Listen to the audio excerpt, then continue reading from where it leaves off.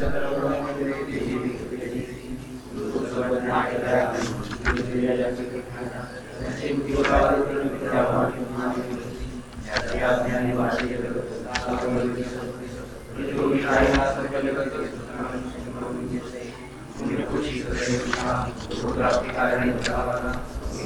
आत्माप्त काम तरी नमन कोणा करावी म्या.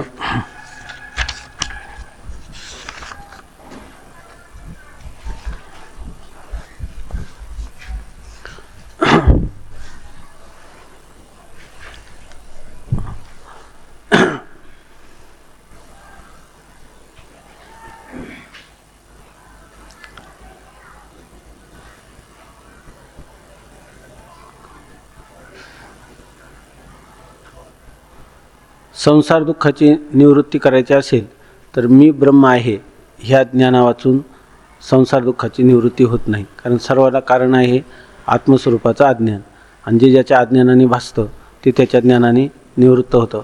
म्हणून आत्मस्वरूपाच्या अज्ञानामुळं भासलेलं संसार दुःख त्याच्या निवृत्तीचं एकमेव साधन म्हणजे मी ब्रह्म आहे असा तू निश्चय कर, आणि त्याने तू कृतार्थ हो. असं शिष्याला श्रीगुरूंनी सांगितल्यावर शिष्य शंका विचारतो.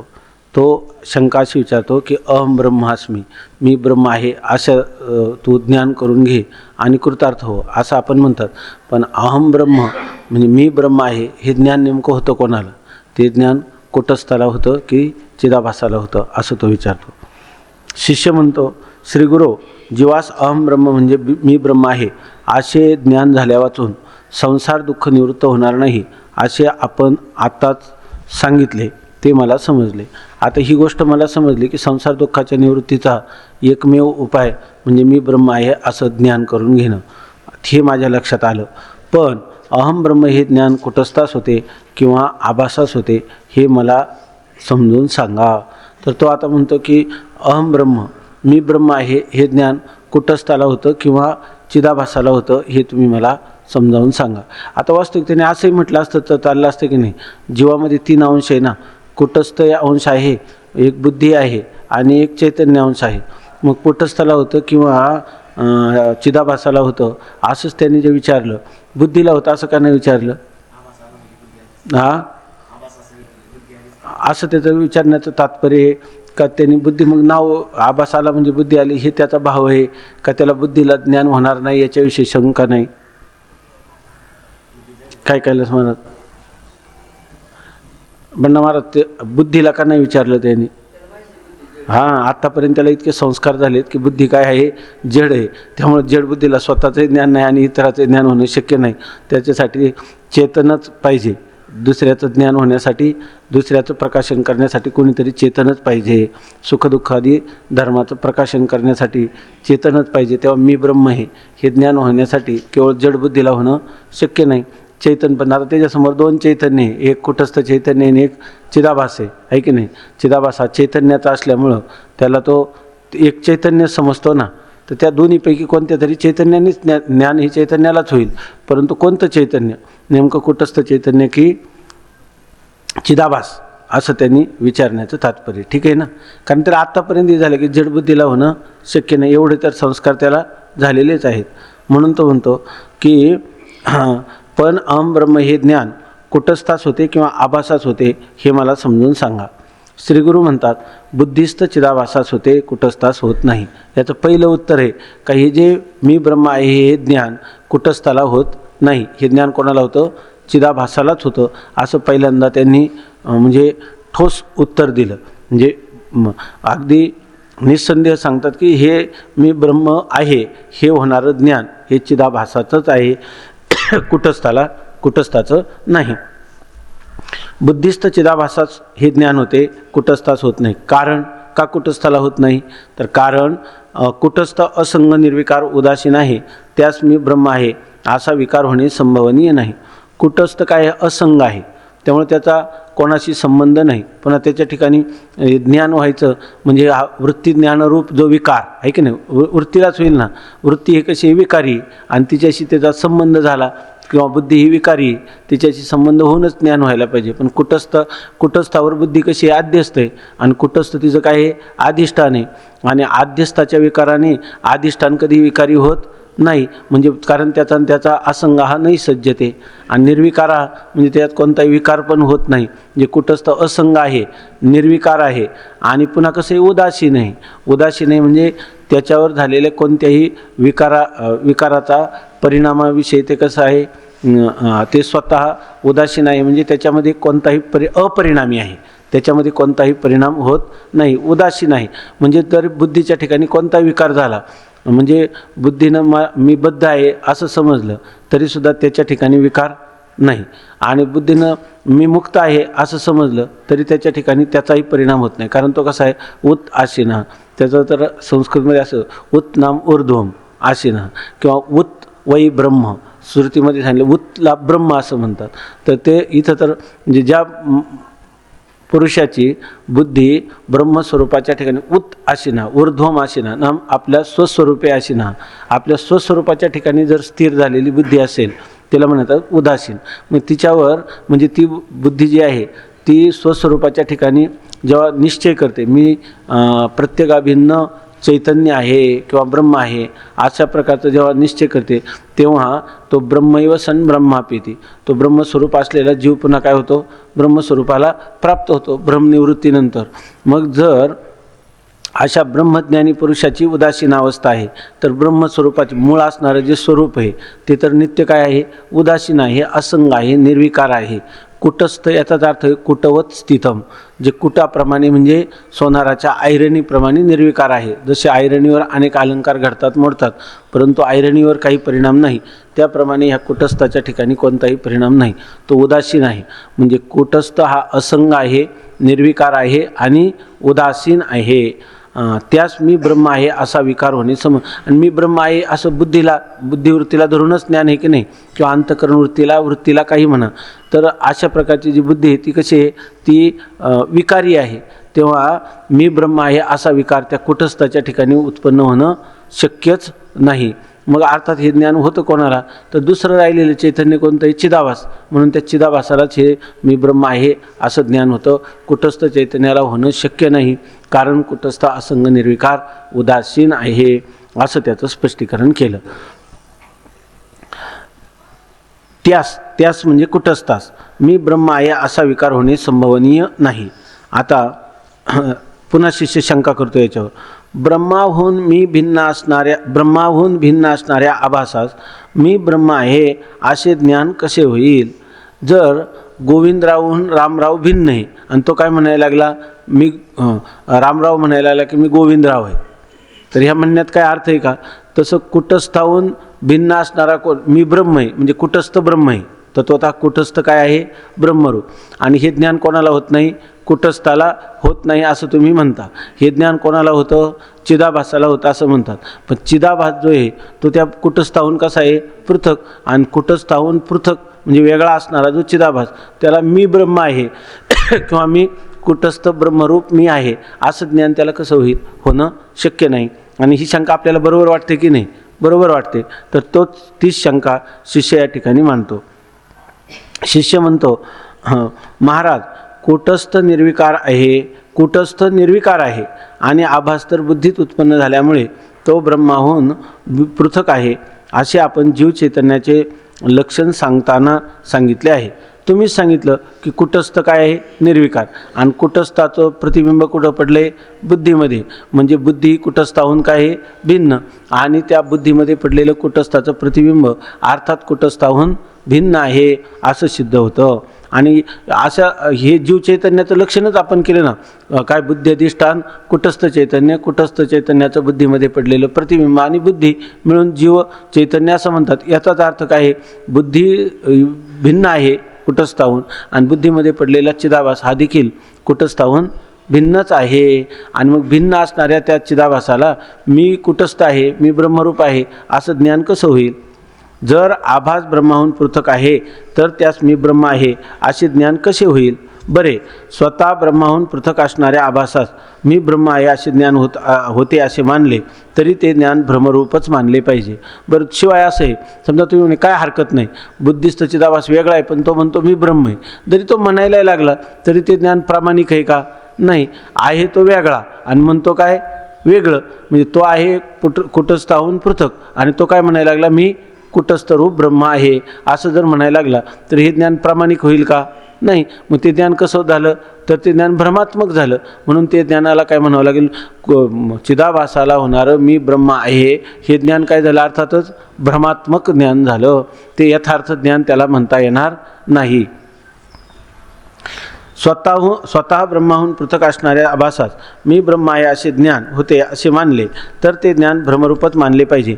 आणि जर ते ज्ञान भ्रमरूप आहे तर त्यापासून संसार निवृत्ती कशी होईल? आणि समजा ते तुम्ही म्हणे बरं भ्रमरूप आहे, बरं मानलं भ्रमरूप आहे असं मानलं की दुसरी अडचण येते की भ्रमरूप असणाऱ्या मी ब्रह्म आहे असं आभासाला होणारं जे भ्रमात्मक ज्ञान, त्या भ्रमात्मक ज्ञानाने ह्या संसार दुःखाची निवृत्ती कशी होईल? त्याच्या धारणेमध्ये किंवा त्याच्या समजुतीमध्ये हे संसार दुःख कसं आहे, सत्य आहे की नाही? आणि सत्य असणाऱ्या संसार दुःखाची भ्रमात्मक असणाऱ्या ज्ञानाने आहे की नाही, जर सर्प सत्य असला, बरोबर ना, आणि त्याला जर एखादा म्हणायला लागला ही दोरी आहे की नाही, असं जर म्हणायला लागला ही काय आहे, दोरी. स्वामी महाराज सांगायचे, माझे काय आता चांगलं लक्षात नाही त्यांची असं की माणसाला जर रज्जूवर सर्पाचा भ्रम झाला तर बरं आहे, पण जर सर्पावरच रज्जूचा भ्रम झाला तर तर अनर्थ आहे की नाही? तसं जर याला असं वाटलं की हे काय आहे, मी ब्रह्मरूपच आहे असं जर कोणाला ज्ञान झालं, भ्रमात्मक ज्ञान चिदाभासाला झालं, तर त्या ज्ञानाने सत्य असणार, याच्या मनात आहे ना सत्य असणारं संसार दुःख, सत्य असणारं संसार दुःखाची निवृत्ती कशी होईल आहे की नाही? स्वप्नामध्ये जे काही मनुष्याला पदार्थ मिळालेले आहेत, धन संपत्ती आदी, आणि जागृतीमध्ये त्याला दारिद्र्य आलं तर स्वप्नातल्या पदार्थांचा काही उपयोग आहे का? नाही. कारण का त्याला पाहिजे समान सत्ताच पाहिजे आहे की नाही? याच्या दृष्टीनं काय आहे की हे झालेलं ज्ञान हे भ्रमात्मक आणि संसार दुःख आहे सत्य आहे की नाही? मग सत्य आणि ते ज्ञान कसं आहे, कल्पित, अनिर्वचनीय.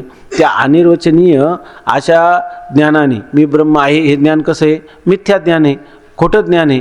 कारण का तो काही ब्रह्म चिदाभास हा काही ब्रह्म नाही, तो ब्रह्माहून पृथक आहे.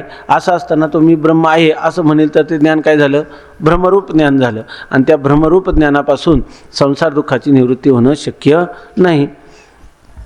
जर ते ज्ञान भ्रमरूप आहे तर त्यापासून संसार निवृत्ती कशी होईल? सर्पाची निवृत्ती रज्जू ज्ञानाने होते असा अनुभव आहे. बरं, सर्पाची निवृत्ती व्हायची असेल तर रज्जूचं ज्ञान झालं की सर्पाची निवृत्ती होते. म्हणून आभासाच्या मी ब्रह्म आहे अशा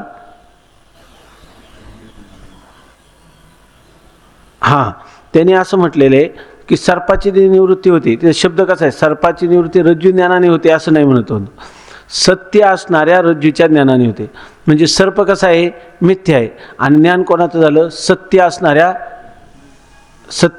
रज्जूचं झालं. तर सत्य रज्जूच्या ज्ञानाने सर्पाची निवृत्ती होते, हा मात्र काय आहे, अनुभव आहे. म्हणून आभासाच्या, परंतु या ठिकाणी सत्य रज्जूच्या ज्ञानाने सर्पाची निवृत्ती होते हा आपला अनुभव आहे. पण तुम्ही काय म्हणता, हा मी ब्रह्म आहे हे झालेलं ज्ञान सत्य आहे का? हे ज्ञान सत्य नाही. हे ज्ञान कसं आहे, भ्रमरूप. आणि त्या भ्रमरूप ज्ञानाने त्या सत्य असणाऱ्या संसार दुःखाची कशी निवृत्ती होईल? इथं सत्य रज्जूचं ज्ञान झालं म्हणून मिथ्या असणाऱ्या सर्पाची निवृत्ती झाली, पण इथं झालेलं ज्ञानच मूळ कसं आहे, भ्रमरूप. अर्थात ते ज्ञानच अनिर्वचनीय, आणि त्या ज्ञानाने सत्य असणाऱ्या संसार दुःखाची निवृत्ती होणं शक्य नाही असं म्हणतो. म्हणून त्या ठिकाणी शब्द योजना केली, सर्पाची निवृत्ती सत्य रज्जू ज्ञानाने होते असा अनुभव आहे. म्हणून आभासाच्या मी ब्रह्म आहे अशा भ्रमरूप ज्ञानाने संसार निवृत्ती होणे शक्यच नाही. ज्ञान झालेले मी ब्रह्म हे भ्रमरूप, आणि त्याने सत्य असणाऱ्या संसार दुःखाची निवृत्ती होणं शक्यच नाही असं मला वाटतं. अजून तो बोलतो की कुटस्थ निर्विकार आहे म्हणून त्यास मी ब्रह्म आहे असे ज्ञान होणार नाही. आता एक बरोबर आहे, कुटस्थाला हे ज्ञान होणार नाही, कारण कुटस्थ काय आहे, निर्विकार आहे, असंग आहे, उदासीन आहे, त्याला मी ब्रह्मरूप आहे असं ज्ञान होणारच नाही. कारण त्याचा कोणाशी संबंधच येत नाही, बुद्धी आदी उपाधीशी त्याचा संबंधच नसल्यामुळं त्या ठिकाणी त्याला ज्ञान होणार नाही. आणि आभास ब्रह्माहून पृथक असल्यामुळे त्यासही मी ब्रह्म आहे असे ज्ञान होणार नाही. आभासही एक तर ब्रह्माहून कसा आहे, पृथक. बुद्धिस्थ आभास हा ब्रह्मापासून पृथक किंवा भिन्न असल्यामुळं त्याला तो भिन्न आहे. मी ब्रह्माचा आहे, बुद्धीमध्ये पडलेला आहे, ब्रह्माहून भिन्न आहे असं ज्ञान होईल का? मी ब्रह्म आहे असं ज्ञान होईल? मी ब्रह्म आहे असं ज्ञान होणं आभासाला शक्यच नाही. आणि जीवामध्ये तर जीवामध्ये ज्ञान तर कुटस्थ आणि आभास यांच्याच ठिकाणी संभवनीय आहे. आता ज्ञान मी ब्रह्म आहे ज्ञान एक तर झालं पाहिजे कुटस्थाला, एक झालं पाहिजे चिदाभासाला, पण चिदाभासालाही होणं शक्य नाही आणि कुटस्थालाही होणं शक्य नाही. बरं ज्ञान होईल तर ज्ञान हे काय कोणाला होईल मानलं पाहिजे? चैतन्यालाच. मग चैतन्य किती आपल्याला आतापर्यंत माहीत झाली? ज्ञात चैतन्य किती आहेत? 2, एक कुटस्थ चैतन्य आणि एक चिदाभासरूप चैतन्य. आणि या चिदाभासरूप चैतन्याला ज्ञान होणं शक्य नाही, कारण ते चिदाभास हा ब्रह्माहून पृथक आहे, त्याला मी ब्रह्म आहे असं ज्ञान होणं शक्य नाही. आणि कुटस्थ असंग निर्विकार आहे, त्यालाही ज्ञान होणं शक्य नाही. त्या दोघांचंही ज्ञान होत नाही असे ठरले म्हणजे जीवास ब्रह्मज्ञान होत नाही व होणेही शक्य नाही हे सिद्ध होते. मग याच्यावरून निर्णय काय होतो? याची बुद्धी नेहमी उलटी चालते. म्हणून तो म्हणतो याचाच अर्थ काय झाला? कुटस्थालाही होणं शक्य नाही आणि आभासालाही होणं शक्य नाही. याच्यातून निर्णय काय करावा? ब्रह्मज्ञान होतच नसतं, आहे की नाही? जीवाला ब्रह्मज्ञान होतच नाही आणि होणे शक्यही नाही हे सिद्ध होते. होत नाही हा एक सिद्धांत आहे आणि दुसरं होणं शक्य नाही हा एक सिद्धांत आहे. आणि आपण तर निश्चयाने सांगता की मी ब्रह्म आहे असे ज्ञान आभासात होत नाही तोपर्यंत दिनत्व दुःखित्व इत्यादी संसार धर्म निवृत्त होणार नाही. आणि तुमचं सांगणं काय आहे? जीवाला जोपर्यंत मी ब्रह्म आहे असं चिदाभासाला ज्ञान होत नाही, म्हणजे किंवा जीव हे तुम्ही म्हणता की मी ब्रह्म आहे असं ज्ञान जोपर्यंत चिदाभासाला होत नाही असं तुमचं विधान आहे, तोपर्यंत जीवाच्या ठिकाणी असणारं दीनत्व दुःखित्व, कालच आपण पाहिलं की आपल्याला इच्छित विषय प्राप्त झाला नाही तर दुःख होतं किंवा तो इच्छित विषय प्राप्त व्हावा म्हणून आपण दीनवान होतो. ते दीनत्व आणि दुःखित्व निवारण करायचं झालं तर चिदाभासाला मी ब्रह्म आहे असं ज्ञान झालं पाहिजे. आणि जोपर्यंत होत नाही तोपर्यंत संसार दुःखाची निवृत्ती तर होणार नाही. मग संसार दुःखाची निवृत्ती करावी म्हणावं तर मी ब्रह्म आहे असं चिदाभासाला ज्ञान झालं पाहिजे, परंतु तशा प्रकारचं ज्ञान होणं शक्य नाही. मग तुम्ही कदाचित म्हणाल कुटस्थाला, तर कुटस्थ संघ निर्विकार असल्यामुळं त्यालाही होत नाही. याचाच अर्थ काय झालं? ब्रह्मज्ञान होतच नाही किंवा ब्रह्मज्ञान होणं शक्य, आभासाला ब्रह्मज्ञान होणं शक्यही नाही, होतही नाही असंच म्हणणं भाग आहे असं म्हणतो. आणि तुम्ही तर म्हणता की आभासाला ज्ञान झाल्याशिवाय जन्ममरण दुःख त्याचं निवृत्त होत नाही किंवा संसाररूपी अनर्थाची निवृत्ती होत नाही. तेव्हा मग आता ही जबाबदारी आपल्यावर पडली ती अशी की आभासाला ज्ञान मी ब्रह्म आहे ज्ञान कसं होतं आणि ते होणारं ज्ञान संसार दुःखाची निवृत्ती कसं करू शकतं हे तुम्ही माझ्या बुद्धीवर आरूढ केलं पाहिजे, मला चांगलं पटवून दिलं पाहिजे किंवा कळवून दिलं पाहिजे असं तो म्हणतो. आणि जर ते ज्ञान भ्रमरूप असेल तर त्यापासून संसार दुःख तरी कसे निवृत्त होणार? दुसरी गोष्ट आहे, समजा तुम्ही म्हटले की त्याला होतं ज्ञान, चिदाभासाला मी ब्रह्म आहे असं ज्ञान होतं, तर त्या ज्ञानाने संसार दुःखाची निवृत्ती कशी होणार? होणार नाही. याचे समाधान कृपा करून सांगा. मला असं वाटतं आणि जर माझ्या समजुतीत काही चूक असेल तर माझ्या शंकेचं समाधान सांगा असं शिष्य श्रीगुरूंना म्हणतो. तेव्हा आता श्रीगुरूंनी त्याला निश्चयाने सांगितलं की हे शिष्य, मी ब्रह्म आहे असे ज्ञान आभासाच होते आणि ते यथार्थ आहे, भ्रमरूप नाही. मी ब्रह्म आहे होणारं ज्ञान आभासालाच होतं, ते पुन्हा यथार्थ आहे, म्हणजे जसं म्हणजे काय आहे, अबाधित अर्थाला विषय करणार आहे आणि ते भ्रमरूप नाही. परंतु ते सांगतात हे तुझ्या लक्षात येण्याकरता वेदांत शास्त्रात आभासाच्या 7 अवस्था सांगितल्या आहे, त्या तुला प्रथम सांगतो. याच्या अगोदर तुला आभासाच्या 7 अवस्था सांगितल्या म्हणजे आभासाला ज्ञान कसं होतं याच्याविषयी तुला शंका राहणार नाही. म्हणून आता आभासाच्या 7 अवस्था सांगतात. त्यापैकी पहिली अवस्था आहे अज्ञान, दुसरी आवरण, तिसरी विक्षेप, चौथी परोक्ष ज्ञान, 5वी अपरोक्ष ज्ञान, 6वी शोकनाश आणि 7वी आनंदावाप्ती किंवा याच्यामध्ये शोकनाश आणि आनंदावाप्ती. या 7 अवस्थापैकी पहिल्या 3 अवस्था जीवास बंध हेतू आहेत. पहिल्या 3 अवस्था म्हणजे आता हे 7 अवस्था सांगितल्या तर त्याच्यापैकी पहिल्या 3 म्हणजे कोणत्या? अज्ञान आणि आवरण विक्षेप. ह्या 3 अवस्था आहे ह्या जीवाच्या बंध हेतू म्हणजे बंधनाला कारण आहेत. म्हणजे जोपर्यंत ह्या 3 अवस्था आहेत तोपर्यंत जीवाच्या ठिकाणी बंध आहे. आणि पुढच्या 2 मोक्ष साधन आहेत आणि पुढच्या 2 म्हणजे परोक्ष ज्ञान आणि अपरोक्ष ज्ञान हे मोक्ष प्राप्तीची साधनं आहेत. आणि शेवटच्या 2 मोक्षरूप आहेत. आणि तिसऱ्या शेवटच्या 2 अवस्था म्हणजे शोकनाश आणि आनंदावाप्ती ह्या काय आहेत? मोक्षाचं स्वरूपच आहे. म्हणजे शोकनाश आणि आनंदावाप्ती यालाच काय म्हणतात? मोक्ष. म्हणजे थोडक्यात ह्या 7 अवस्थापैकी पहिल्या 3 अवस्था बंधरूप आहेत, दुसऱ्या 2 अवस्था ही मोक्षाची साधन आहेत. पहिल्या 3 अवस्था ह्या बंधरूप आहेत, पुढच्या 2 अवस्था ह्या मोक्षाची साधन आहेत आणि त्याच्या पुढच्या 2 अवस्था हे मोक्ष स्वरूप आहेत असं सांगितलं. आता अज्ञानाचे लक्षण, आता हे ज्या 7 अवस्था सांगितल्या त्या प्रत्येक अवस्थेचं वर्णन सांगतात. चिदाभासाच्या 7 अवस्थेपैकी पहिली अवस्था आहे अज्ञान. तर अज्ञानाचे लक्षण, न कळणे हा अज्ञान शब्दाचा अर्थ प्रसिद्ध आहे. ब्रह्म म्हणजे काय याचबद्दल काही सुद्धा माहीत नसणे याचे नाव अज्ञान. आता अज्ञान म्हणजे काय, न कळणं याला म्हणतात अज्ञान. आपल्याला रज्जू रूपाने कळला नाही तर रज्जूचं काय आहे, अज्ञान आहे. आपला आत्मा ब्रह्मरूपाने कळला नाही तर आत्म्याचं काय आहे, अज्ञान. म्हणजे न कळणं हा या अज्ञान शब्दाचा अर्थ लोकांमध्येही प्रसिद्ध आहे. ब्रह्म म्हणजे काय याचबद्दल काही सुद्धा माहीत नसणे याचे नाव अज्ञान. ब्रह्म तर अज्ञान कशाला म्हणतात, तुला ब्रह्माचं ज्ञान आहे का, मला ब्रह्म नावाची भाजी कशाबरोबर खातात हे अजून कधीच मला माहीत नाही. म्हणजे ब्रह्मस्वरूपाचं काय आहे, अज्ञान आहे. म्हणजे ब्रह्मस्वरूपाबद्दल काहीच माहीत नसणं याचं नाव अज्ञान.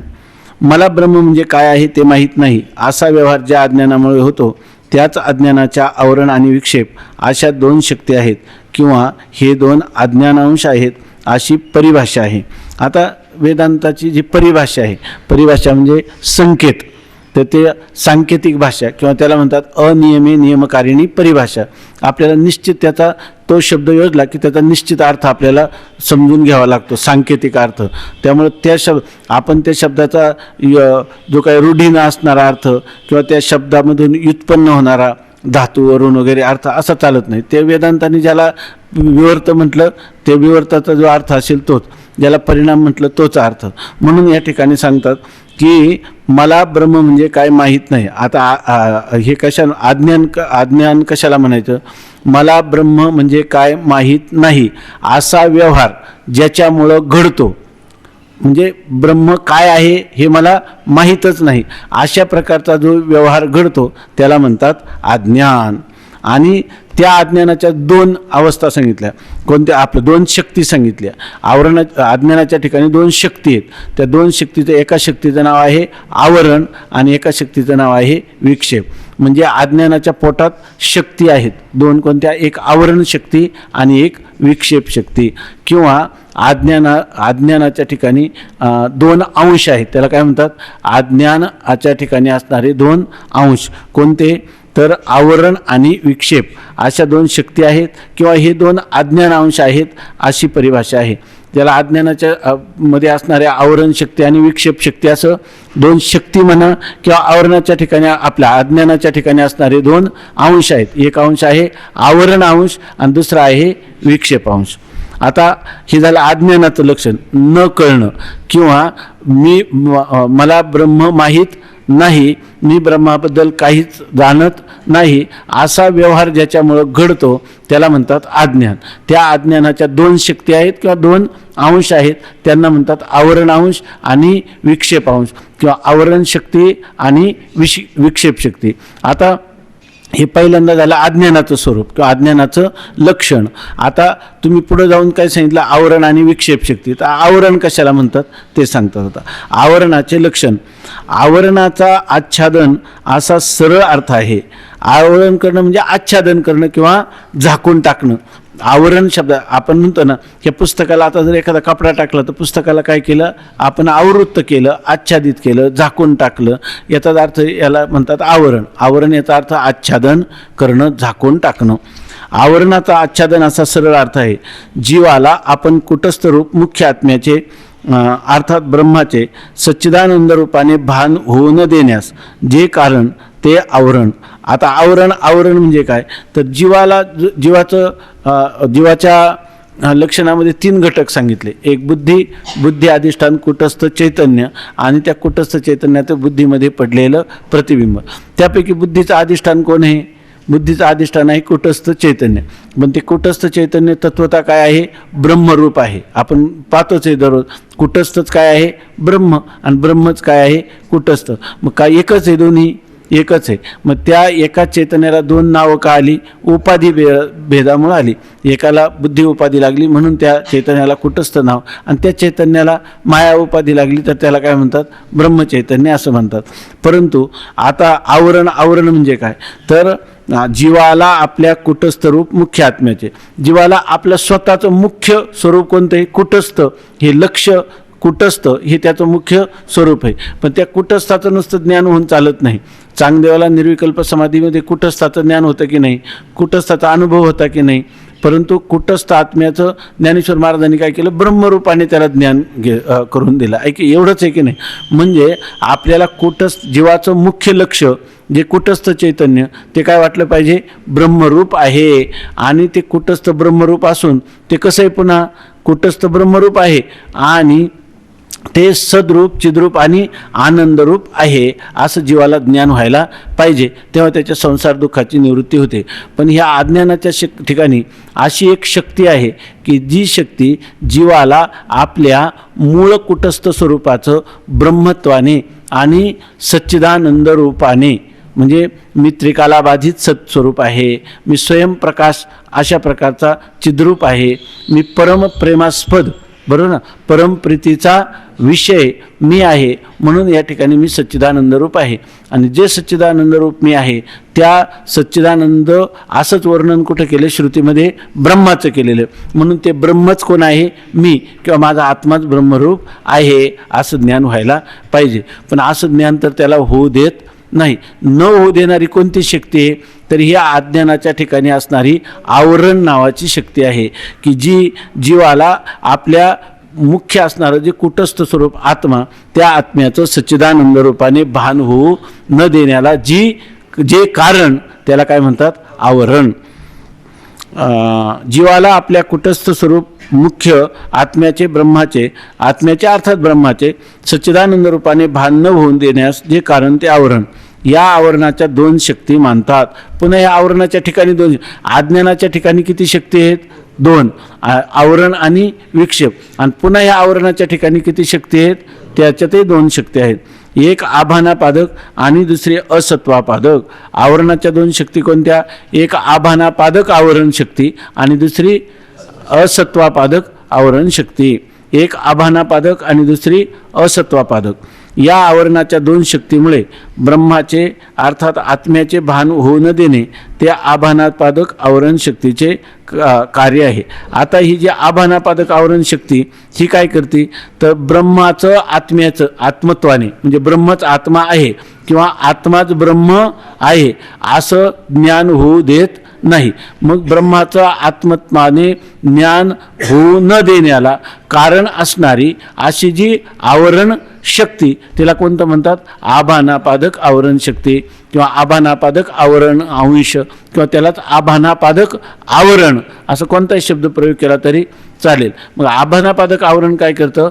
तर जीवाला आपल्या लक्ष कुटस्थ प्रत्येक आत्म्याचं ब्रह्मस्वरूपाने ज्ञान होऊ देत नाही, भान होऊ देत नाही, ज्ञान किंवा भान होऊ देत नाही. अशी जी शक्ती आहे आवरणाची तिला कोणती शक्ती म्हणायचं? आभानापादक आवरण. एक आभानापादक आणि दुसरे असत्वापादक. या आवरणाच्या दोन शक्तीमुळे ब्रह्माच्या आत्म्याने ब्रह्माचे म्हणजे अर्थात आत्म्याचे भान होऊ न देणे ते आभानापादक आवरण शक्तीचे कार्य आहे. आणि ब्रह्म नाही असा निश्चय होणे हे असत्वापादक आवरण शक्तीचे कार्य आहे. आणि दुसरं असत्वापादक. सत्व म्हणजे अस्तित्वात असणं, विद्यमानता, आणि असत्व म्हणजे ब्रह्म नाहीच आहे. जसं आपल्याला इंद्रियगोचर होणारे दुसरे पदार्थ आहे, मन बुद्धीने काहींचा निश्चय करता येतो, पण हा पदार्थ जो ब्रह्म पदार्थ आहे तो मुळात नाहीच आहे. म्हणजे अशा प्रकाराने ब्रह्म नाही असा निश्चय करणं हे कोणतं काय? ब्रह्म नाही असं का म्हणतो? तर त्या ठिकाणी त्या अज्ञानाच्या आवरण शक्तीचा प्रभाव आहे. आणि कोणत्या? आभानापादक का असत्वापादक? असत्वापादक आवरणाचा. म्हणजे ब्रह्म नाहीच असा बुद्धीचा जे निश्चय करण्याला कारण होणारं ते कोणतं? असत्वापादक आवरण शक्तीचं कार्य आहे. ब्रह्माच्या अर्थात आत्म्याचे भान होऊ न देणे ते आभानापादक आवरण शक्तीचे कार्य आहे. आणि ब्रह्म नाही असा निश्चय होणे हे असत्वापादक आवरण शक्तीचे कार्य आहे. झालं. आता दुसरी कोणती शक्ती? विक्षेप शक्ती. आता विक्षेपाचं लक्षण सांगतात. विक्षेप म्हणजे कार्य असा शास्त्रीय रूढ अर्थ आहे. आता आपल्याला काय वाटतं? विक्षेप म्हणजे जर आपल्या मनात काही चंचलता निर्माण झाली, आपण म्हणतो तुम्ही का लक्षपूर्वक ऐकत नाही, तर आज जरा माझ्या मनाला विक्षेप निर्माण झाला, किंवा तुम्ही आज आमचं नियोजित कार्य का केलं नाही, तर आज माझं चित्त विक्षिप्त झालं. इथं विक्षेप शब्द हा कोणता आहे? पारिभाषिक शब्द आहे वेदांताला. तर विक्षेप शब्दाचा थोडक्यात अर्थ आहे कार्य. विक्षेप म्हणजे कार्य. आता आपल्याला हे माया आणि मायेचं कार्य आहे, मायाचं कार्य काही जगत आहे, म्हणून जगताला विक्षेप म्हटलं तरी चालेल की नाही? का जगत हा विक्षेपच आहे? कारण वेदांतामध्ये विक्षेप याचा अर्थ काय आहे? कार्य. विक्षेप म्हणजे कार्य असा शास्त्रीय रूढ अर्थ आहे. रूढीनं परंपरेनं आलेला आहे की म्हणजे किंवा हा वेदांताचा पारिभाषिक अर्थ आहे. विक्षेप शब्दाचा अर्थ कार्य, हा रूढ प्रसिद्ध अर्थ आहे. अज्ञानाचा परिणाम स्थूल सूक्ष्म शरीरे आणि त्या शरीराच्या ठिकाणी होणारा अभिमान व त्यापासून होणारी अनंत दुःखे इत्यादी सर्व जगत यास विक्षेप किंवा शोक म्हणतात. विक्षेपाचं दुसरं नाव काय आहे? शोक. आता ह्या विक्षेप किंवा शोक हे कशाला म्हणतात? विक्षेपाचं लक्षण काय? तर आता सांगतात. मूळ कारण काय आहे सर्वांचं? ह्या विक्षेपाचं किंवा कार्याचं कारण, कार्याला कोणतरी कारण पाहिजे की नाही? म्हणून हा जगदरूपी जे कार्य आहे त्या जगदरूपी कार्याला कोणीतरी कारण पाहिजे की नाही? आणि ते कारण कोणते? आपण चिंतन केलं, मूळ आपल्या आत्मस्वरूपाचं अज्ञान, हे त्याला काय आहे? कारण. मग आता तेच सांगतात की अज्ञानाचा परिणाम, ह्या आपलं जे स्थूल शरीर आहे हा सुद्धा काय आहे? अज्ञानाचाच परिणाम आहे. सूक्ष्म शरीर सुद्धा अज्ञानाचाच परिणाम आहे. आणि त्या शरीराच्या ठिकाणी होणारा अभिमान, आपल्याला आता 5व्या तरंगात येणार आहे, नेहमी आपण चिंतन करत असतो. शरीरं किती आहे? 3. ऐके ना, 3 शरीर आहेत. आपल्याला बंधाला कारण कोण होतात? हे जे कार्यरूप प्रपंच आहे ना, तो साक्षात बंधाला आपल्याला कारण होतो, म्हणजे साक्षात दुःखाला कारण होतो. तो जो विक्षेप आहे तो दुःखाला कारण होतो. केवळ अज्ञान जे आहे ना, अज्ञान कालात ते काही कार्य आहे का त्याच्या ठिकाणी? नाही. आणि तोपर्यंत दुःख आहे का? नाही. सुषुप्तीमध्ये सर्व प्रपंच कारण शरीरात लीन होऊन राहतो, त्यावेळेला आपल्याला दुःख आहे का? नाही. निद्रिताचे शेजेशी सापतैशी उर्वशी. स्वप्न किंवा जागृत अवस्थेत आल्यावर आपल्याला हे सुखदुःखाचा व्यवहार त्या ठिकाणी सिद्ध होतो, अन्यथा नाही. म्हणजे याचा अर्थ जो बंध, दुःख, शोक हे जे आपण म्हणतो ते कधी होतं? जेव्हा ही शरीरं किंवा विक्षेप उत्पन्न होईल तेव्हा. मग ती शरीरं किती आहेत? 3 शरीरे. एक स्थूल शरीर आहे, त्याच्या आतमध्ये असणारं एक 17 तत्वाचं सूक्ष्म शरीर आहे, आणि या स्थूल आणि सूक्ष्म शरीराला कारण असणारी मूळ अविद्या, त्या अविद्येला सुद्धा काय म्हटलेलं? एक बीजरूप असणारं कारण शरीर असं त्या ठिकाणी म्हटलेलं आहे. किंवा त्याला या सूक्ष्म शरीराला वासनात्मक देह, सूक्ष्म शरीर, लिंग शरीर आणि अजून एक नाव आहे. तर अशा प्रकारे हा आतिवाहिक देह असं पण त्याला एक नाव आहे. योगवासिष्ठामध्ये त्याला आतिवाहिक देह असं एक नाव आहे. तर आता सांगतात की विक्षेप म्हणजे कार्य असा शास्त्रीय अर्थ आहे. आता अज्ञानाचा परिणाम स्थूल सूक्ष्म शरीर, हे अज्ञानाचाच परिणाम आहे की नाही? परिणाम कशाला म्हणतात? उपादानाच्या समान स्वभावान आणि अन्यथारूप. उपादानाचं ज्या त्रिगुणात्मक अज्ञान आहेत की नाही, त्याच्या समान स्वभावाने आहे की नाही? याच्यात सगळा स्थूल सूक्ष्म आणि कारण ह्या तिन्ही शरीरामध्ये अज्ञान आहेत की नाही? परंतु त्याचा कसा आहे? अन्यथा काय? अन्यथा रूप आहे. म्हणजे स्थूल शरीर हे व्यक्त भावाला आलं, आणि कारण शरीर कसं आहे? अज्ञान कसं आहे? अव्यक्त आहे. म्हणजे आता अन्यथा रूप आहे की नाही? पण त्रिगुणांची व्याप्ती त्याच्यामध्ये आहे की नाही? दोन्ही शरीरामध्ये आहे की नाही? ते दोन्ही शरीरामध्ये आहे. म्हणून अज्ञानाचा परिणाम स्थूल सूक्ष्म शरीर आहे. आता अज्ञानाचा परिणाम असणारी स्थूल सूक्ष्म शरीर, परंतु पुढे सांगतात आणि त्या शरीराच्या ठिकाणी होणारा अभिमान. आता स्थूल शरीराच्या ठिकाणी मी मरतो म्हणतो तेव्हा स्थूल शरीराचा अभिमान धरला की नाही? मी सूक्ष्म म्हणतो, आपलं मी सुखी दुःखी म्हणतो तेव्हा सूक्ष्म शरीराचा अभिमान धरला की नाही? आणि मी अज्ञानी म्हणतो, मला काही कळत नाही म्हणतो, तेव्हा कारण शरीराचा अभिमान धरला की नाही? अज्ञानाला दुसरं नाव काय आहे? कारण शरीर. त्याच्या ठिकाणी अभिमान धरला की नाही? आता जेव्हा स्थूल शरीराचा अभिमान धारण करतो त्याला काय म्हणतात? स्थूल शरीराचा अभिमान धारण, व्यष्टी एकट्या सूक्ष्म शरीराचा अभिमान धारण करतो तेव्हा त्याला कोणतं नाव येतं? विश्व नाव येतं. जेव्हा सूक्ष्म शरीराचा अभिमान धारण करतो स्वप्नाधिकामध्ये तेव्हा त्याला कोणतं म्हणतात? स्वप्नामध्ये तैजस म्हणतात. आणि जेव्हा कारण शरीराचा अभिमान धारण करतो, मी आनंदाने झोपलो, मला काहीच कळलं नाही, मला काहीच कळलं नाही, तेव्हा कोणत्या शरीराचा अभिमान धारण करला? कारण शरीराचा. स्वप्नामध्ये कोणत्या शरीराचा अभिमान धारण केला आहे? सूक्ष्म शरीराचा. सगळं सूक्ष्म शरीराचाच व्यवहार चालला की नाही. आणि जागृतीमध्ये कोणत्या देहाचा अभिमान धारण केला आहे?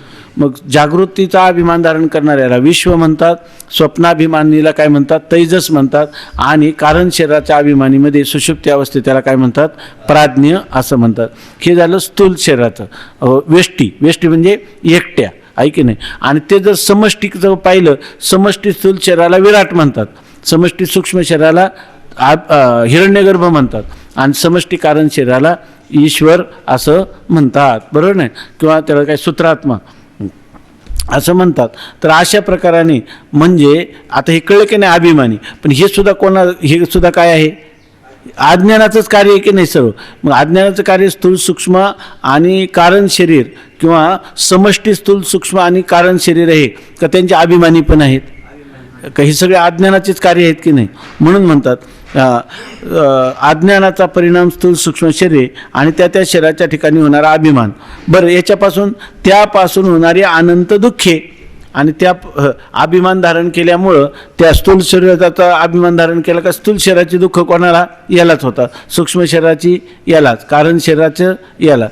मग याला कारण स्थूल सूक्ष्म आणि कारण शरीराचा अभिमान धारण करणारा पुन्हा त्या धारण केल्यामुळं प्राप्त होणारी अनंत प्रकारची सुखदुःख हे सगळं काय झालं? सगळा विक्षेपच झाला का नाही? कार्य. केवळ स्थूल सूक्ष्म शरीर हे कार्य आहे का? त्याचा अभिमानी सुद्धा कार्यच आहे. आणि त्या अभिमानाला प्राप्त होणारी अनंत प्रकारची सुखदुःख हे सुद्धा काय आहे? कार्यच आहे. म्हणून कार्य विक्षेपाचं दुसरं नाव काय आहे? कार्य. किंवा त्याला जगत म्हटलं तर चालेल का? स्थूल म्हणजे जगत, कार्य, विक्षेप हे सगळे काय आहे? एकार्थवाची शब्द आहेत. म्हणून सांगतात की विक्षेप म्हणजे कार्य असा शास्त्रीय रूढ अर्थ आहे. अज्ञानाचा परिणाम स्थूल सूक्ष्म शरीरे, त्या शरीराच्या ठिकाणी होणारा अभिमान, त्यापासून होणारे अनंत दुःखे इत्यादी सर्व जगत यास विक्षेप किंवा शोक म्हणतात. याचं नाव काय? विक्षेप म्हणा तुम्ही किंवा शोक म्हणा किंवा त्यालाच काय म्हणा? जगत. हे सगळं काय आहे? विकारी किंवा हे सगळं कार्यरूप आहे. याला दुसरं नाव काय आहे? विक्षेप असं म्हणतात. ही अज्ञानाची तिसरी अवस्था साक्षात बंधरूप आहे. आणि नुसतं अज्ञान आहे. त्या अज्ञानामध्ये आपल्याला कळतं का मला बद्ध झालं, मला बंधन झालं, मी दुःखी झालो, मला शोक झाला, असं होतं का त्याला? मग अज्ञानाचं कार्य, अज्ञानामध्ये दुःख साक्षात आहे का दुःखाचं बीज आहे? बीज आहे परंतु साक्षात नाही. जेव्हा तो जागृती देतो, आता कालच महाराजांनी सांगितलं की एखादा रोगी मनुष्य असला, मोठा गळू झालेला, आणि एखादा निरोगी असला, दोघं जेव्हा झोपतात तेव्हा झोपेमध्ये त्यांना सुखाची अनुभूती येते का दुःखाची अनुभूती येते? दुःखाची अनुभूती येत नाही या ठिकाणी. कारण काय येत नाही त्यांना? दुःखाची अनुभूती काय येत नाही? अनुभूती घेण्यासाठी ते जे पदार्थ आहे ते व्यक्त दशेत आहे का? कारण शरीर ते अव्यक्त आहे, त्यामुळे तिथं त्यांना येत नाही. आणि जागा झाल्याबरोबर येते की नाही? जागा झाल्यावर तो लगेच, जो आजारी मनुष्य तो लगेच कणायला लागतो, विवळायला लागतो, आहे की नाही. म्हणून सांगतात की ही अज्ञानाची तिसरी अवस्था साक्षात बंधरूप आहे. तिथं कधी बंध वाटतो का? सुषुप्ती अवस्था कारण शरीरात बंध वाटतो का? नाही. का विक्षेपात बंध वाटतो? विक्षेपात. म्हणून विक्षेप ही जी अवस्था आहे ही अवस्था काय? साक्षात बंधरूप आहे. अज्ञान आणि आवरण ह्या अवस्था ज्या आहेत साक्षात बंधरूप आहेत का? नाही. बंध कुठं सुरू होतो? साक्षात बंध. अज्ञान आणि जेव्हा अज्ञानाने आवरण केलं त्या अवस्थेत बंध नाही का? बंध आहे परंतु कार्यरूप नाही, साक्षात बंध नाही. बंधाचं बीज भूत असणाऱ्या त्या अवस्था आहे. कोणत्या? अज्ञानकृत आवरण. हे काय? बीजभूत अशा प्रकारची बंधाची अवस्था आहे. पण साक्षात बंधरूप कोण आहे? विक्षेप आहे. त्यांनी बरोबर आहे ना? या अज्ञानाची तिसरी अवस्था साक्षात बंधरूप आहे. आणि पहिल्या दोन अवस्था हिच्या कारण आहेत. पहिल्या दोन अवस्था म्हणजे कोणत्या? अज्ञान आणि आवरण ह्या बंधाला कारण आहेत. आणि विक्षेप ही साक्षात बंधरूप आहे. एवढं कळलं? अज्ञान, आवरण आणि विक्षेप. त्या ठिकाणी सर्वात त्या अवस्थांचं वर्णन करताना काय सांगितलं होतं? बंधाला हेतू कोण आहेत? बंधाला हेतू कारण तीन अवस्था आहेत, अज्ञान, आवरण आणि विक्षेप. त्याच्यातही भेद आहे. बंधाला हेतू जरी अज्ञान असलं तर ते साक्षात बंधरूप नाही, बंधाला हेतू आहे पण साक्षात बंध करणारं नाही. साक्षात बंध रूप अवस्था कोणती आहे तर अज्ञान आणि आपला आवरण आणि विक्षेप. त्याच्यापैकी अज्ञानाने जोपर्यंत आवरण केले आणि ते विक्षेपाला कार्यरूपाला प्राप्त झाली नाही तोपर्यंत साक्षात बंधाची अनुभूती होत नाही. म्हणून त्यांनी सांगितलं की 7 अवस्थापैकी पहिल्या 3 अवस्था जीवास बंध हेतू आहेत, पुढच्या 2 मोक्ष साधन आहेत असं वर सांगितलं. तेच इथं सांगतात की अज्ञानाची 3री अवस्था साक्षात बंध रूप आहे आणि पहिल्या 2 अवस्था म्हणजे कोणत्या अज्ञान आणि आवरण ह्या केवळ बंधाला हेतू आहेत. आता परोक्ष ज्ञानाचे लक्षण. आता हे तर आपल्या 3 अवस्था कळल्या ना, चिदाभासाच्या ठिकाणी असणाऱ्या अज्ञान, आवरण आणि विक्षेप. तर त्याच्यापैकी अज्ञान आणि आवरण हे काय बंधाला साक्षात हेतू नाही. बंधाला साक्षात हेतू कोण आहे? विक्षेप अवस्था आहे असं कळलं. आता परोक्ष ज्ञानाचे लक्षण. सत्संगतीने आणि सच्छास्त्र ऐकून सच्चिदानंद ब्रह्मरूपाच्या अस्तित्वाबद्दल निस्संदेह ज्ञान होते, त्यास परोक्ष ज्ञान म्हणतात. आता सांगतात सत्संगतीत राहिलो आपण आणि सत्शास्त्राचं श्रवण केलं तर काय होतं, आपल्याला आत्तापर्यंत अज्ञान होतं, बरोबर ना, अज्ञान होतं. ब्रह्म नावाच्या पदार्थ आम्हाला पहिल्यांदा निश्चय झाला होता की ब्रह्म नाहीच असा निश्चय झाला होता. ते कोणतं आवरण होतं? असत्वापादक आवरण, ब्रह्म नाही. आणि आम्ही असं म्हटलं की ब्रह्म असतं तर आम्हाला ते भासलं असतं, ब्रह्माचं आम्हाला भान देखील नाही. कोणतं आवरण झालं? आभानापादक आवरण झालं. म्हणजे अज्ञानांश 2 आहेत, एक कोणतं असत्वापादक आणि आपलं अज्ञानाचे 2 अंश, एक आवरण अंश आणि एक विक्षेप अंश. त्या आवरण अंशाचे पुन्हा काय आहेत? 2 आहेत. कोणतं? असत्वापादक आवरण आणि आभानापादक आवरण. तर आता हे परोक्ष ज्ञानाचं लक्षण सांगत असताना हे जे आवरण आहेत आपले कोणते? आभानापादक आणि असत्वापादक. पहिलं आवरण कोणते? असत्वापादक, ब्रह्म नाहीच आहे असं म्हणत होता. पण तो जर शास्त्र श्रवण करायला लागला आणि ते शास्त्र श्रवण सत्संगतीमध्ये करायला लागला तर ते तिथं सारखं सांगत राहतं शास्त्र, निह नानास्ति किंचन, दुसरं काही नाही, एकमेवा द्वितीयम ब्रह्म, ब्रह्मच आहे. जेने येतो वा इमानी भूतानी जायंते तद ब्रह्म, तेच काय आहे? ब्रह्म. आज सारखे शास्त्राचे संस्कार आपल्यावर सद्गुरूच्या मुखातून व्हायला लागले तर आतापर्यंत म्हणत होता की ब्रह्म नाहीच आहे असा बुद्धीचा निश्चय झाला. म्हणजे ब्रह्माचं कोणतं आवरण होतं? असत्वापादक आवरण होतं. पण सत्संगती आणि सत्शास्त्र ऐकून सच्चिदानंद ब्रह्मरूपाच्या अस्तित्वाबद्दल निस्संदेह ज्ञान होते. परंतु आता तो काय म्हणाला? ब्रह्म एक आथी, ब्रह्म एक आहेच. कारण ते काय शास्त्राने कथन केलेलं आहे, म्हणजे शास्त्रप्रमाण आहे. अनुमानाने देखील त्याची सिद्धी होते. आपण आता विचारसागरात मागं संस्कृत विचारसागरातून पाहिलं, त्याच्या ठिकाणी अर्थापत्ती प्रमाण, अनुपलब्धी प्रमाण किंवा उपमान प्रमाण, अनेक प्रमाणांनी ब्रह्माची काय होते? सिद्धी होते. मग आता तो काय म्हणायला लागला? ब्रह्म हे निश्चित आहेच आहे. आहेच म्हणतो त्याचं आता असत्व आहे का सत्व आहे? मग आता असत्वापादक आवरण गेलं की नाही? असत्वापादक कशाने गेलं? सत्शास्त्राचं सत्संगतीमध्ये श्रवण करून सच्चिदानंद रूप ब्रह्म एक आहे असं ज्याचं निस्संदेह ज्ञान होतं त्याला काय म्हणतात? परोक्ष ज्ञान. ज्या सत्संगतीने आणि सत्शास्त्र ऐकून सच्चिदानंद ब्रह्मरूपाच्या अस्तित्वाबद्दल निस्संदेह ज्ञान होते, त्यास परोक्ष ज्ञान म्हणतात. या परोक्ष ज्ञानाने ब्रह्म नाही अशा असत्वापादक आवरणाचा नाश होतो. एक आवरणाचा अंश होता कोणता? असत्वापादक. पण आता तो काय म्हणायला लागला? ब्रह्म आहे म्हणायला लागला. मग त्या सत्शास्त्र श्रवणाने म्हणजे कोणतं? परोक्ष ज्ञान झालं. काय परोक्ष ज्ञान झालं? ब्रह्म आहे. ह्या परोक्ष ज्ञानाने काय झाला? कोणत्या ज्ञानाचा आपलं कोणत्या आवरणांशाचा नाश झाला? असत्वापादक आवरण अंशाचा ज्ञान झाला. म्हणजे असत्वापादक आवरण कशाने निवृत्त होतं? परोक्ष ज्ञानाने. परोक्ष ज्ञानाने कोणतं आवरण दूर होतं? असत्वापादक आवरण दूर होतं. अजून कोणतं आवरण राहिलं त्याच्या ठिकाणी? आभानापादक आवरण राहिलं. आतापर्यंत आपण अज्ञान, आवरण, विक्षेप आणि परोक्ष ज्ञान हे पाहिलं. परोक्ष ज्ञानाने झालं काय निवृत्त? असत्वापादक आवरण निवृत्त झालं.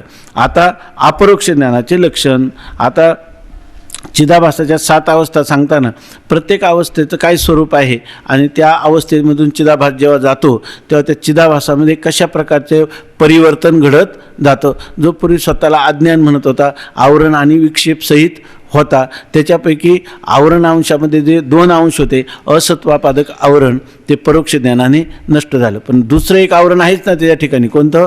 अभानापादक. ते आभानापादक आवरण कशाने निवृत्त होईल ते सांगतात. अपरोक्ष ज्ञानाचे लक्षण: मी सच्चिदानंद ब्रह्मरूप आहे असे आत्म्याचे ब्रह्मरूपाने जे निस्संदेह ज्ञान, त्यास आत्म्याचे अपरोक्ष ज्ञान म्हणतात.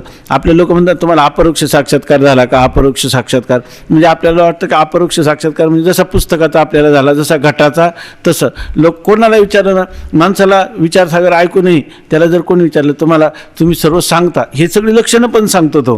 कोणतं? मी सच्चिदानंद ब्रह्मरूप आहे असे ब्रह्माचं आत्मत्वाने निस्संदेह किंवा संशय विपर्यरहित होणारं ज्ञान, याला काय म्हणतात? अपरोक्ष ज्ञान.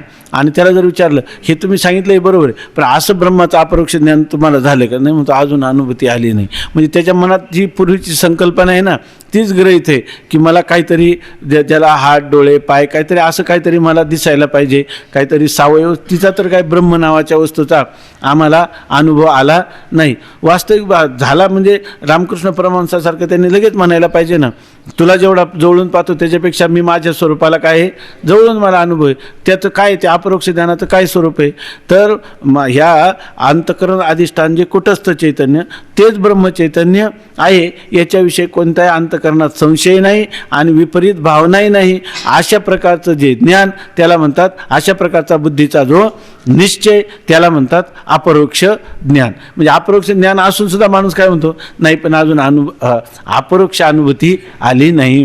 तिच्यासाठी काय, मग त्याला सांगितलं की तुला तप करावं लागेल, जप करावं लागेल. हा म्हणतो बरोबर आहे, ते मात्र घडलं आहे की नाही. याला म्हणतात स्वतः उत्थान किंवा परता उत्थान. अपरोक्ष ज्ञानाचे लक्षण: मी सच्चिदानंद ब्रह्मरूप आहे असे आत्म्याचे ब्रह्मरूपाने जे निस्संदेह ज्ञान, त्यास आत्म्याचे अपरोक्ष ज्ञान म्हणतात. हे अपरोक्ष ज्ञान सर्व अविद्या जालाचा नाश करते. म्हणजे आता जर हे अपरोक्ष ज्ञान झालं, कोणताही संशय नाही, माझा आत्माच ब्रह्मरूप आहे, याच्याविषयी संशय नसला तर काय त्याला म्हणायचं? अपरोक्ष ज्ञान. मग आता तो म्हणेल का ब्रह्म नाहीच आहे, असा बुद्धीचा निश्चय राहील का ब्रह्म आहेच आहे म्हणेल? ब्रह्म आहेच आहे म्हणेल ते कोणतं ज्ञान आहे? ब्रह्म आहेच आहे म्हणेल ते कोणतं ज्ञान आहे? सच्चिदानंद ब्रह्म आहे असं म्हणेल ते कोणतं ज्ञान आहे? परोक्ष ज्ञान. आणि सच्चिदानंद ब्रह्मरूप माझा आत्माच आहे किंवा मीच आहे असं म्हणेल ते कोणतं ज्ञान आहे? अपरोक्ष ज्ञान आहे. मग आता परोक्ष ज्ञानाने कोणतं आवरण दूर झालं? असत्वापाद. आणि मी ब्रह्म आहे म्हटलं तर कोणतं अज्ञान दूर होईल? अज्ञानाचा कोणता अंश दूर होईल? आभानापादक आवरण. झालं का दूर? अनुभव आला का? महाराज, मी सच्चिदानंद ब्रह्मरूप आहे असे आत्म्याचे ब्रह्मरूपाने जे निस्संदेह ज्ञान, त्यास आत्म्याचे अपरोक्ष ज्ञान म्हणतात. हे अपरोक्ष ज्ञान सर्व अविद्या जालाचा नाश करते. जर आपल्याला हे अपरोक्ष ज्ञान झालं तर हे अपरोक्ष ज्ञान काय करतं? सर्व अविद्या जालाचा म्हणजे सगळ्या अज्ञानाचा, म्हणजे असत्वापादक आणि अगोदर असत्वापादक परोक्ष ज्ञानाने निवृत्त झालेलंच आहे. आता राहिलं कोणतं होतं? आभानापादक, आहे की नाही. अज्ञानामध्ये किती, आवरणामध्ये किती शक्ती होत्या? 2 शक्ती. मग आता याने आभानापादक आवरण शक्ती नाहीशी झाली का असत्वापादक आवरण शक्ती नाहीशी झाली? दोन्ही ह्या परोक्ष ज्ञानाने दूर झाल्या का अपरोक्ष ज्ञानाने दूर झाल्या का दोन्हीने दूर झाल्या? दोन्हीने दूर झाल्या, आहे की नाही. तर या ठिकाणी जी आभानापादक आवरण शक्ती होती ती परोक्ष ज्ञानाने दूर झाली, अपरोक्ष ज्ञानाने. आणि जी असत्वापादक आवरण शक्ती होती ती परोक्ष ज्ञानाने दूर झाली. बरोबर आहे की नाही. मी सच्चिदानंद ब्रह्मरूप आहे असे आत्म्याचे ब्रह्मरूपाने जे निस्संदेह ज्ञान, त्यास आत्म्याचे अपरोक्ष ज्ञान म्हणतात. हे अपरोक्ष ज्ञान सर्व अविद्या जालाचा नाश करते. अपरोक्ष ज्ञान झालं की संपूर्ण अज्ञानाचा काय करते? ते नाश करते. म्हणजे त्याला आपलं माहिती आहे नेहमी अहम ब्रह्मास्मी इत्याकारक वृत्तीमध्ये प्रतिफलित झालेलं जे विशेष चैतन्य त्या अज्ञान जालाचा किंवा अज्ञान आवरणाचा काय करते? नाश करते. बरोबर ना. अज्ञान आवरणाचा नाश कोण करतं? विशेष चैतन्य.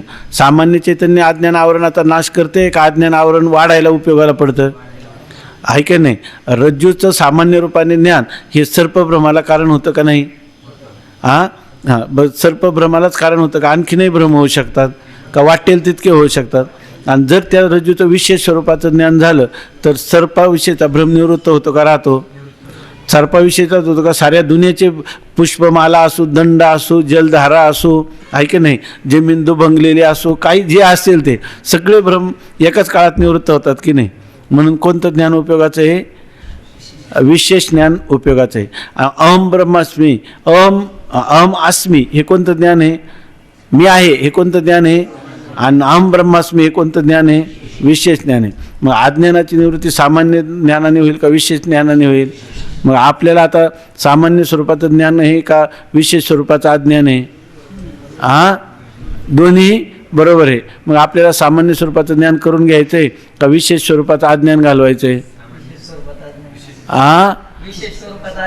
आणि सामान्य स्वरूपाचं ज्ञान नाही का मिळवायचं का ते आहेच आहे? त्याला काय करायचं नाही. तर सामान्य स्वरूपाचं ज्ञान आहेच आहे, फक्त आपल्याला काय करायचं? विशेष स्वरूपाच्या अज्ञानाची निवृत्ती करायची. आणि विशेष स्वरूपाचं अज्ञान कोणाचं आहे? आपल्याला आत्म्याचं आहे. आणि मग आपल्याला रज्जूच्या ज्ञानाचं केलं की विशेष स्वरूपाचं निवृत्त आत्मस्वरूपाचं असणारं जे अज्ञान विशेष त्याचं नाश होईल की नाही? नाही. कशाचं ज्ञान करून घ्यावं लागेल? विशेष आत्म्याच्याच विशेष स्वरूपाचं ज्ञान. का बरं करावं असं का म्हणून तुमचा सिद्धांत आहे? वा, जे ज्याच्या अज्ञानाने भासतं ते त्याच्या ज्ञानाने निवृत्त होते. आता मात्र खरी गोष्ट आहे याच्यावर, जे ज्याच्या अज्ञानाने भासतं ते त्याच्या ज्ञानाने निवृत्त होतं. म्हणून आम्हाला आत्मस्वरूपाच्या अज्ञानामुळे जगत भासले, म्हणून संसार बंद आहे, म्हणून आम्हाला आत्मस्वरूपाचंच काय करून घ्यावं लागेल ज्ञान. इतिहास भूगोलाचं काही उपयोगाला येणार नाही. आता सांगतात मी आपलं प्रक्रिया लक्षात ठेवा. अहम ब्रह्मास्मी इत्याकारक वृत्तीमध्ये म्हणजे मी ब्रह्म आहे इत्याकारक वृत्ती म्हणजे ह्या आकाराची म्हणजे घटाकार पट्टाकार आकाराची वृत्ती म्हणजे काय? त्याच्याविषयी संशय राहिला नाही. ब्रह्मच मी आहे यालाच म्हणायचं ब्रह्माकार वृत्ती झाली. आणि त्या वृत्तीमध्ये विशेष चैतन्य आहे की नाही? आता मग ते विशेष चैतन्य काय करतं? त्या अज्ञानाचा नाश करून टाकतं. आपल्याला विशेष रज्जूचं ज्ञान झाल्याबरोबर सर्पाचा नाश करतं की नाही? ते बरोबर आहे ना? तसं आपल्याला विशेष स्वरूपाचं ज्ञान झालं आत्म्याचं का त्या आत्मस्वरूपावर असणाऱ्या अज्ञानाचा काय करतं? ते नाश करतं. आणि अज्ञानाचा नाश झाल्यावर अज्ञानाचंच कार्य जगत आहे की नाही? मग त्या जगताला सुद्धा काय करतं? भस्मीभूत करून टाकतं, नाश करून टाकतं नाही का? त्याचा पण का जगत राहतं तसंच. म्हणजे त्याचं काय करतं? कारणाचा नाश करतं आणि कार्याचा काय करतं? बाध करतं. बरोबर का? कारणही नाश होतं आपलं का? कारणही नाहीसं होतं. का कारणच नाहीसं होतं? कारणच नाहीसं होतं. आणि कार्य राहतं की नाही? राहतं, आहे की नाही? पण ते कार्य राहिल्यावर पुढं ते काही आपल्याला काही करतं का? काही त्रास बंधात पुन्हा पाडतं का? ते नाही. कारण काय आहे? ते भरजित बीजाप्रमाणे भाजलेलं बी आहे ना. भाजलेलं बी खाण्यासाठी उपयोगाला आहे का पेरण्यासाठी उपयोगाला आहे? भाजलेलं बी खाण्यासाठी उपयोगाला आहे, पेरण्यासाठी उपयोगाला नाही. तसं उर्वरित राहिलेलं जे प्रारब्ध आहे ते भरजित न्यायाने काय आहे? फक्त ते आपले सुखदुःखाचे भोग देईल, आहे की नाही? आणि ते कुठपर्यंत देईल? कल्पच्या कल्प देत राहील ज्ञानवान पुरुषाला. का एवढाच जन्म देत राहील? एवढाच जन्म. आणि जर समजा त्याचं कारणाचा नाश झाला अज्ञान आणि त्याचं कार्य कोण आहे? अज्ञानाचं हे शरीर आहे, स्थूल सूक्ष्म शरीर. जर त्या कारण शरीराचा तर काय झाला? नाश झाला. कारण शरीराचा नाश करतं की नाही? ते पण कार्यरूप असणारे स्थूल सूक्ष्म शरीराचा नाश करतं का? नाही. आणि समजा जर ते अज्ञान त्याचाही नाश करायला लागेल, कारणाचा नाश झाला का त्याबरोबर कार्याचाही नाश होतो असं जर म्हटलं तर काय होईल? ज्ञानरोग होईल. आणि त्यामुळं सर्वच्या सर्व लोक सगळं कॉलेज शिक्षण मोठमोठे सोडून कुठे येतील? वेदांत शिकायला येतील. का वेदांत शिकणारे सोडून जातील? आहे की नाही? वेदांत शिकणारे काय करतील? पुन्हा दुसरीकडे जाऊन प्रवेश घेतील, आहे की नाही? म्हणजे हा काय? कोणी थंडी तापाने मरतं, कोणी कॉलरेने मरतं, हा कशाने मेला? ज्ञान झाल्यावर. असं ज्ञान कोणालाही नको आहे की नाही? आणि इथं तर उधाराचा मोक्ष काय होय न या ऐसा पतनाची इच्छा आवश्यक.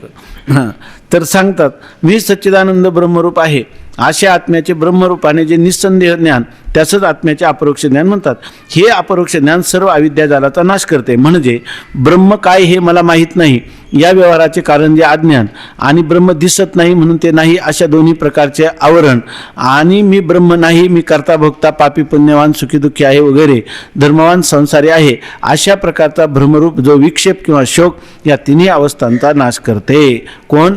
अपरोक्ष ज्ञान एकदा झालं की अपरोक्ष म्हणजे काय तर ब्रह्म, अपरोक्ष ज्ञान एकदा झालं तर आतापर्यंत तो काय म्हणत होता, ब्रह्म म्हणजे काय मला माहीत नाही. मग आता ते झालं का त्याला शास्त्राच्या दाव्याने काय कळलं, ब्रह्म म्हणजे ब्रह्म एक अति, ब्रह्म एक आहे हे ज्ञान झालं की नाही त्याला. आता कशा जेव्हा त्याला अपरोक्ष ज्ञान झालं त्यावेळेला आता त्याला राहिलं का ब्रह्म नाही असा त्याच्या बुद्धीचा, ब्रह्म मला कळत नाही आणि ब्रह्म नाहीच आहे असतं तर मला त्याचं भान झालं असतं असं आतापर्यंत म्हणत होता. पण आता त्याला ब्रह्माचं काय झालं, अपरोक्ष ज्ञान, ब्रह्मच माझा आत्मा आहे किंवा माझा आत्माच ब्रह्मरूप आहे असं संशय विपर्य रहित त्याला काय झालं, अपरोक्ष ज्ञान झालं. तर आता ते ज्ञान झाल्यानंतर तो आता असं म्हणेल का ब्रह्म म्हणजे काय हे मला माहीत नाही असं म्हणेल का, नाही. आता तो काय झालं, ब्रह्म म्हणजे हे मला काय हे मला माहीत नाही असं का म्हणत होता, या व्यवहाराचे कारण होतं अज्ञान. आता ते अज्ञान आहे का त्याच्या ठिकाणी, मी ब्रह्म नाही अशा व्यवहाराला कारण असणारं जे अज्ञान, ते अज्ञान गेलं की नाही, गेलं. आणि ब्रह्म दिसत नाही म्हणून ते नाही. आता तो काय म्हणला, ब्रह्म असतं तर दिसलं असतं, ब्रह्म नाही दिसत नाही म्हणून ते नाही असं म्हणत होता. ब्रह्म दिसत नाही म्हणून नाही हे काय होतं, त्या अज्ञानाच्या ठिकाणी दोन शक्ती होत्या आणि त्या शक्तीपैकी एक शक्ती कोणती होती, आवरण शक्ती. आणि ती आवरण शक्ती किती प्रकारची होती, दोन प्रकारची. आणि त्यामुळे तो काय म्हणत होता, काय ब्रह्म नाही कारण ते दिसत नाही. आता तो म्हणेल का ब्रह्म नाही, दिसत नाही म्हणाल का, नाही कारण तो माझा आत्माच आहे असं ज्ञान झालं. मग आता जे माझा आत्माच आहे ते नाही म्हणाल का, पुन्हा नाही. मग ब्रह्म नाही आणि दिसत नाही याला कारण कोण आहे, आवरणाच्या दोन शक्ती आहे. कोणत्या दोन शक्ती आहे, एक आभानापादक आवरण शक्ती आणि असत्वापादक आवरण शक्ती. आता ती त्याच्या ठिकाणी राहिली की त्या आवरणाची शक्ती का त्या आवरणाचा भंगच झाला, भंगच झाला. मग आता तो ब्रह्माचा असत्व म्हणेल का आभान म्हणेल, अपरोक्ष ज्ञान झाल्यावर तो ब्रह्माचं मला आभान आहे म्हणेल का ब्रह्माचं मला असत्व आहे म्हणेल, दोन्ही नाही. का ब्रह्माचं मला अज्ञान म्हणेल का अज्ञानही गेलं आणि आवरणही गेलं. आवरणही गेलं ते दोनपैकी कोणत्या प्रकारचं आवरण गेलं, दोनपैकी कोणत्या आवरण गेलं, असत्वपादक गेलं का आभानापादक गेलं का दोन्ही गेले, दोन्ही गेले, दोन्ही आवरणं गेली. कोणाची गेली, ज्याला परोक्ष ज्ञान झालं त्याची, आहे की नाही. ज्याला परोक्ष ज्ञान का दोन्ही झाली त्याची, दोन्ही झाली, आहे की नाही. त्याला पण अपरोक्ष ज्ञान झालं तर याचाच अर्थ पूर्वीच परोक्ष ज्ञान निवृत्तच झालं होतं. आपलं काय परोक्ष ज्ञानाने असत्वापादक आवरण निवृत्त झालं होतं, अपरोक्ष ज्ञानाने काय झालं, आभानापादक आवरणही दूर झालं. बरं, दोन्ही प्रकारचे आवरण. आणि मी ब्रह्म नाही, आणि तो अज्ञान कालात काय म्हणत होता, मी ब्रह्म नाही. मग मी कोण आहे, कर्ता आहे, मी भोक्ता आहे, मी सुखी दुःखी आहे, जन्म मरण धर्मवान संसारी असा मी परिच्छिन्न जीव आहे, मी बद्ध आहे असं म्हणत होता. आता म्हणेल का, आता म्हणणार नाही. आता आवरण आणि मी ब्रह्म नाही, मी कर्ता भोक्ता पापी पुण्यवान सुखी दुःखी धर्मवान संसारी आहे, हा काय होता, त्याला भ्रम होता का खराच झाला होता, तो भ्रम होता. मग आता भ्रमरूप जो विक्षेप, आता त्याच्यामुळे त्याला निर्माण काय झालं होतं, विक्षेप. विक्षेप म्हणजे काय झालं होतं, कार्य. कार्य म्हणजे काय, कार्य किती प्रकारचं सांगितलं होतं, स्थूल सूक्ष्म कारण शरीर, त्या तीन शरीरांचे अभिमानी, आणि त्या अभिमान धारण केल्यामुळं त्या विक्षेपापासून होणारे अनंत प्रकारचे शोक किंवा दुःख किंवा या सर्वांना मिळूनच काय नाव झालं होतं, विक्षेप. मग आता अज्ञान गेलं की नाही, आवरण गेला की नाही, आणि विक्षेप तरी राहिला का, नाही. पण विक्षेप राहिला नाही का विक्षेप दिसत नाही, विक्षेप दिसतो. स्थूल सूक्ष्म शरीर गेली का कुठं, त्याच्यामध्ये त्यांचा अभिमान धरूनच सगळं खाणं पिणं सुखी दुःखी सगळा व्यवहार होतो की नाही. मग ते त्या नाश झाला का त्याचा बाध झाला. बाध कशाला म्हणतात, अप्रतीत, त्या पदार्थाची पुन्हा प्रतीती न येणं याला बाध किंवा नाश असं म्हणतात का नाही. तसं पदार्थाची अप्रतीती येणं याला बाध म्हणतात का, त्याच्याविषयी दिसत असता दिसते काली त्याच्या मिथ्यात्वाचा निश्चय याला बाध म्हणतात. आणि असं या मुक्त पुरुषाचा होतो की नाही, म्हणजे कोणता, ज्याला ब्रह्माचा आत्मत्वाने अपरोक्ष साक्षात्कार झाला आणि अविद्या जालाचा संपूर्ण नाश झाला आणि अविद्येचं असणारे आवरण आणि विक्षेप ह्या दोन शक्तीपैकी असत्वापादक आणि आभानापादक आवरणाचाही नाश झाला. आणि त्याच्याबरोबर गेल्यावर कारण नाश जरी झाला तरी कार्य काही काल राहतं. पण राहतं म्हणजे कुठं? प्रतीतीपुरतं राहतं. आणि कुठपर्यंत प्रतीती येत राहील? प्रारब्ध जोपर्यंत आहे तोपर्यंत. आणि प्रारब्ध संपलं का मग काय होईल? देव पडेल, आहे की नाही? मग त्याला प्रतीती येईल का नाही? येणार नाही. मग आता त्याला प्रतीती कुठपर्यंत येईल? जिवंत आहे तोपर्यंत येईल. आणि नंतर त्याच्या मरणानंतर मग पुन्हा त्याचे प्राण, इंद्रिय, सूक्ष्म शरीर ह्या शरीराला सोडूनच जाईल का नाही? ह्या शरीराला सोडील का नाही? मरताना सोडील. आणि सोडल्यावर कुठे जाईल? स्वर्गाला जाईल, नरकाला जाईल, आहे की नाही? कुठे जाईल? का कुठंच नाही जाणार? का ते आधीच खोटं ठरलेलं आहे? मग मिथ्या पदार्थ कुठं जात असतो? अधिष्ठान रूप होत असतो. मग त्याचे प्राण कुठं? न तस्य प्राणा उत्क्रामंती. त्याचे प्राण कुठं उत्क्रमण करतील? कुठं जाणार नाही. त्यांना जाणं येणं आहे का? नाही. अधिष्ठानावातून स्वतंत्र आहे का मिथ्या पदार्थ? का अधिष्ठानाची सत्तास्फूर्ती घेऊनच आहे? मग अधिष्ठानाचं ज्ञान झाल्यावर ज्यांना स्वतःचं सत्तास्फुरण नाही असे मिथ्या पदार्थ कुठे जात असतात? आता आपला प्रक्रिया आहे. सांगा बरं. अधिष्ठान ज्ञानाने आध्यस्थ पदार्थाची निवृत्ती ही काय होते? अधिष्ठान रूपच असते. मग आता त्याला पुढं काय? पुढं कोणता जन्म येईल? आता बीज भाजून केली लाई, भाजित बीजाप्रमाणे प्रारब्ध भोगेपर्यंत राहिलं लाई. आता आम्हा जन्म मरण नाही. मग का आमचा शेवटचा जन्म आहे? शेवटचा जन्म. आता किती जरी दुःख झालं तर ती कितीपर्यंत होईल? अज्ञानी माणसाला वाटतं किती दिवस, किती वेळा झाला काय, किती जन्म झाला फेरा, आणि गणित नाही जी दातारा. हा काय म्हणेल? किती वेळा फेरा झाला, आता पुन्हा काय मला परत फेरा नाही. तो का म्हणे? एका मरणेची सरे, आहे की नाही? उत्तमाची उरेत सुद्धा नाही त्याला. काय? एका मरणेची सरे. आता मी पुन्हा कुठे जाणार? माझ्या निजधामाला जाणार, आहे की नाही? हे जुनं वस्त्र टाकलं. काल एक लहान मुलं होते आमच्याबरोबर त्या शिरूरला जाताना, आहे की नाही? त्यांना आम्हाला एक इंग्लिश बघत, काल तिथं पुण्यामध्ये त्यांनी एक रामकृष्ण मिशनचे आम्हाला काय गीता फॉर स्टुडंट्स, विद्यार्थ्यांसाठी गीता म्हणून एक छोटे निवडक श्लोक दिले. तर त्या मुलांनी किती सुंदर अनुवाद सांगितला एकदम. अशी मुलं शिकली तर काय? आत्म्याला मरण नाही, जन्म नाही. त्यांनी किती गोड सांगितलं आहे ना एकदम.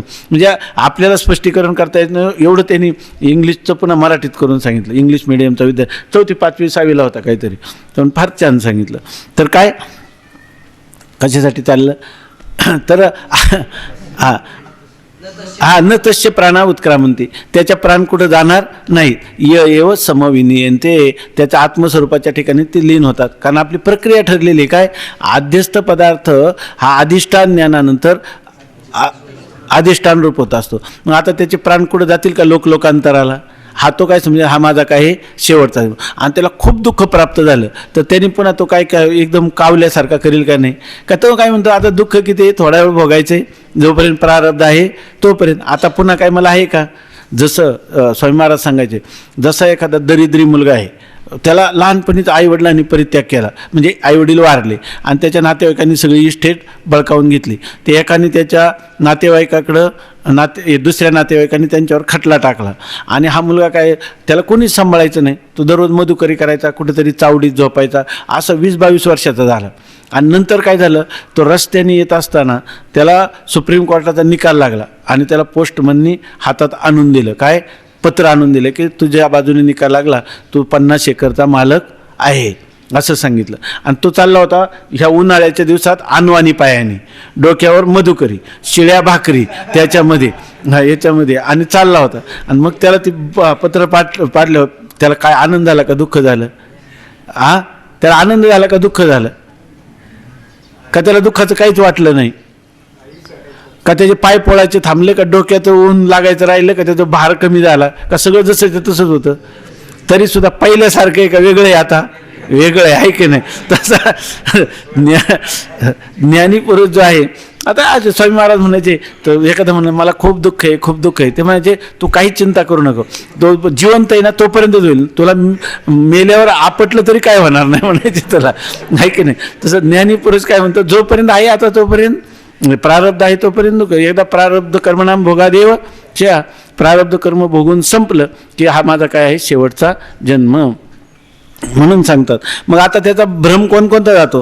की अज्ञान जातं का दोन्ही प्रकारचं आवरण जातं?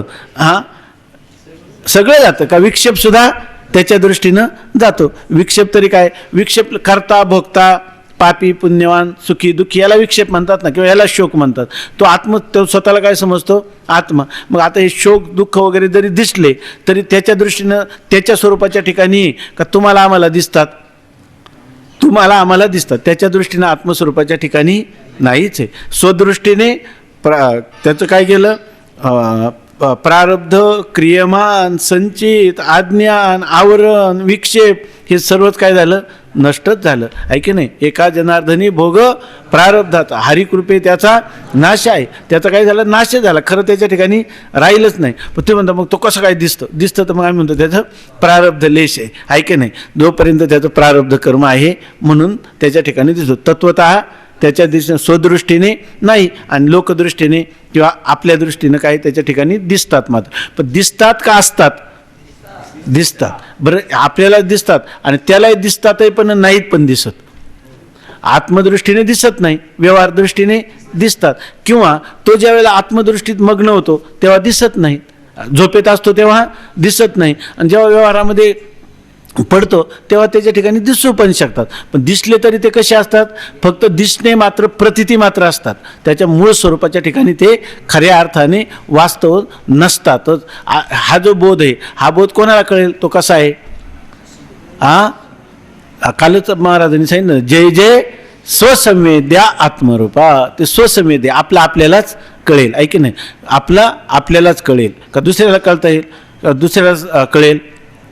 कळणार नाही. कारण हा बोध कोण आहे? अंतकरणाच्या ठिकाणी. आणि अंतकरण नावाचा पदार्थाला काही नाही, खिडकी नाही का कुठून दिसेल कोणाला? ते कळेल कोणा?